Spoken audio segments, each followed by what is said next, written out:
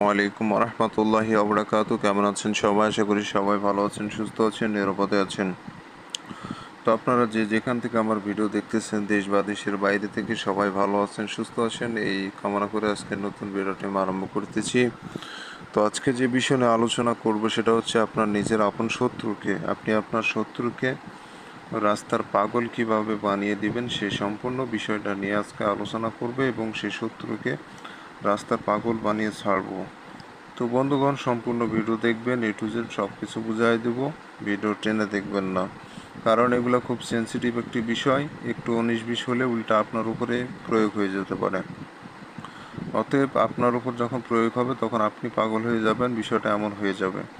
অতএব পুরো ভিডিও দেখবেন, জানবেন, শুনবেন, বুঝবেন, তারপরে কাজ করবেন। শত্রু 100% পাগল হবে।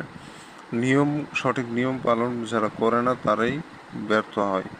সঠিক নিয়ম পালন করবেন, কখনোই ব্যর্থ হবেন না।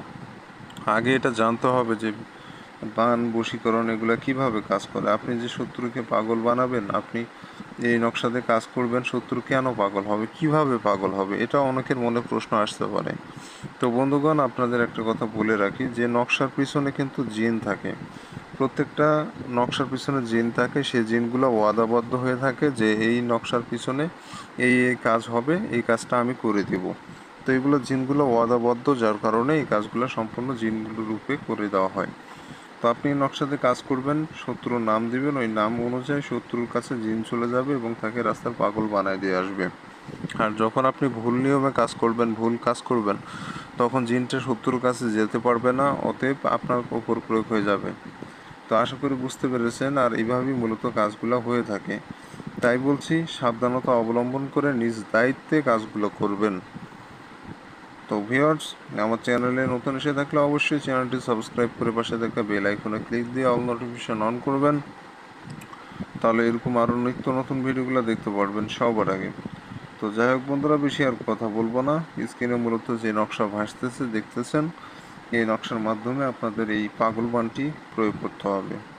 তো এই পাগল বানটি প্রয়োগ করবেন কিভাবে? আপনি সাদা কাগজের উপরে স্কেল দিয়ে কুশি টেনে দাগ টেনে এই নকশাটা অঙ্কন করে ফেলতে হবে আপনাকে। এটা খুব পুরাতন একটি নকশা, কার্যকরী একটি নকশা, এটা বিরল একটি নকশা। এই নকশা সাধারণত কোথাও পাওয়া যাবে না। তো এই নকশা আপনাকে অঙ্কন করতে হবে। যে কোনো দিনই লিখতে পারবেন, সমস্যা নাই। আর যে কোনো দিন বলতে চাঁদ ওঠার পর, মানে চাঁদ ডুবে গেছে এমন অবস্থায় এই নকশা লেখা যাবে না। চাঁদ উঠেছে, তারপরে আপনি নকশাটা লিখতে পারবেন। তো চাঁদ উঠার পর, রাত 10টার পর যখন দেখবেন আসমানে চাঁদ দেখা যাচ্ছে, তখন আপনি নকশাটা লিখতে বসবেন খোলা আকাশে। খোলা আকাশে লিখতে বসবেন, লাল কালি দিয়ে সাদা কাগজের উপরে সম্পূর্ণ নকশাটা লিখতে হবে।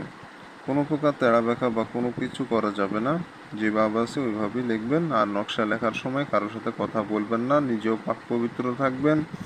যে জায়গায় বসে নকশা লিখবেন জায়গাটাও যেন পাক পবিত্র হয়। আর যে কাগজটার উপরে নকশা লিখবেন কাগজটাও যেন পরিষ্কার পরিচ্ছন্ন হয়, পবিত্র হয়, বিষয়টাও লক্ষ্য রাখবেন। তো এইভাবে সব নিয়ম ক্রাইটেরিয়া পূরণ করে আপনি সম্পূর্ণ নকশাটা লিখবেন। নকশা লেখা হয়ে গেলে নকশার নিচে আপনি প্রথমে দিবেন যাকে পাগল বানাবেন তার নাম দিবেন, তার নিচে তার পিতার নাম দিবেন। নকশার নিচে প্রথমে পিতার নাম, যাকে পাগল বানাবেন ওই শত্রুর নাম, তার নিচে তার পিতার নাম। তো দেওয়ার পর সুন্দর করে নকশাটা প্রস্তুত হয়ে যাবে।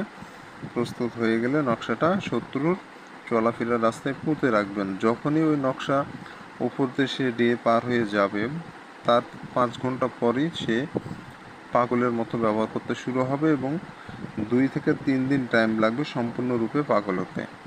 তো আশা করি বুঝতে পেরেছেন, না বুঝার কিছু নাই, পরিষ্কারভাবে বুঝিয়ে দিলাম। তো এইভাবে কাজ করবেন, ইনশাআল্লাহ সফলতা অর্জন করে ফেলবেন। তারপরেও যারা অনেকে আছে যাদের কাজ হয় না, এটাও অনেক দোষের কারণে হয় না। এটা কারণ বললে অনেক ভিডিওটা লম্বা হয়ে যাবে, কারণ বলতে চাই না। যারা অনুমতি নেবেন চ্যানেল সাবস্ক্রাইব করে কমেন্টের নাম লিখবেন, অনুমতি পেয়ে যাবেন। তো ধন্যবাদ সবাইকে, ভালো থাকবেন সবাই।